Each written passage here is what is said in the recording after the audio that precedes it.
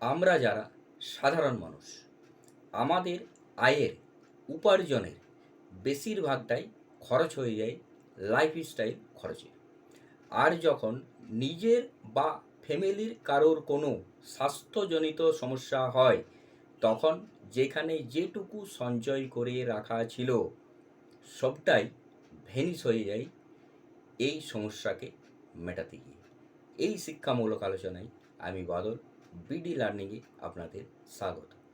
যারা চ্যানেলটি নতুন দেখছেন এবং যারা এখনও পর্যন্ত সাবস্ক্রাইব করেননি অবশ্যই করবেন, এবং ভিডিও ভালো লাগলে লাইক এবং শেয়ার করতে ভুলবেন না।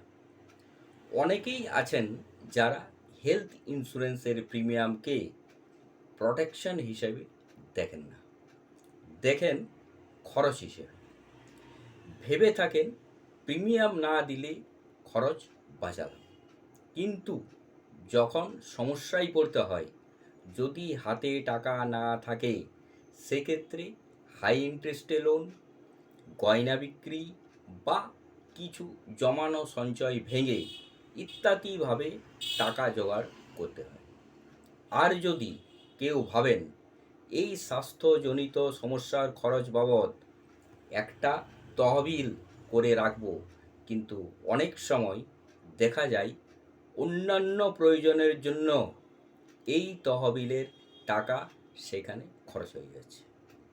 তাই বর্তমান সময়ে মেডিকেল বিভাগ যত উন্নত হয়েছে বা করেছে, সেই অনুপাতে মেডিকেল এক্সপেন্সেসও ভালো পরিমাণে বৃদ্ধি পেয়েছে। এই জন্য কিছু কারণ, যার কারণে হেলথ ইন্স্যুরেন্স বর্তমান সময়ে জরুরি বা আবশ্যক হয়ে পড়েছে। কিসে? এক, increasing cost of health expenditure. স্বাস্থ্য খরচ বৃদ্ধি পাওয়ার কারণে অন্যান্য দ্রব্যের, জিনিসের যেভাবে ইনফ্লেশন দিন প্রতিদিন বেড়ে চলেছে, সেই রকম একইভাবে স্বাস্থ্য খরচেও ইনফ্লেশন মোটামুটি ঠিক একই জায়গায়। উদাহরণস্বরূপ, আজ যে খরচটা 3 লাখ টাকার মধ্যে সীমাবদ্ধ, সেটা কয়েকটা বছর পরে 5 লাখ টাকা বা তারও বেশি হবে না, এমন কোনো মানে নেই। তাই এককালীন এই টাকা বের করা অনেক কষ্টকর হতে পারে।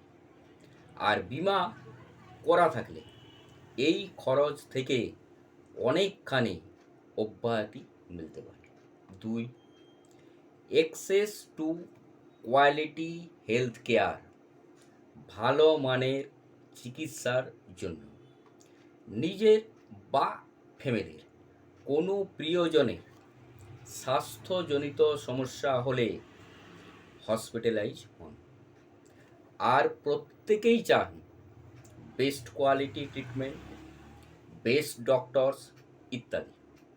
আর এর জন্য দরকার টাকা। তাই এগুলো পেতে গেলে চাই প্রপার কভারেজের ভালো হেলথ ইন্স্যুরেন্স। 3, জটিল রোগের ক্ষেত্রে মানুষের জীবনধারায় পুরো পরিবর্তন এসছে, খাবার অভ্যাসেও প্রচুর পরিবর্তন এসছে, পরিবেশ পলিউশন অনেক বেড়েছে।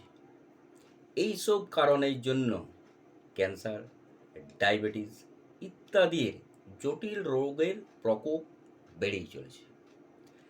আর এই সব রোগের খরচ অনেকটাই বেশি। তাই খরচকে সামাল দেওয়ার জন্য স্বাস্থ্য বিমা প্রয়োজন হয়ে পড়ে। 4, tax deduction under section 80D। আমাদের দেশের আয়কর অধিনিয়ম অনুযায়ী হেলথ ইন্স্যুরেন্স প্রিমিয়াম অ্যামাউন্ট এর উপর একটা সীমিত রাশি অবধি আয় থেকে কর ছাড়ের ব্যবস্থা আছে। কিন্তু অবশ্যই করদাতাকে ওল্ড রিজিম পদ্ধতিতে আয়কর ফাইল জমা দিতে হবে।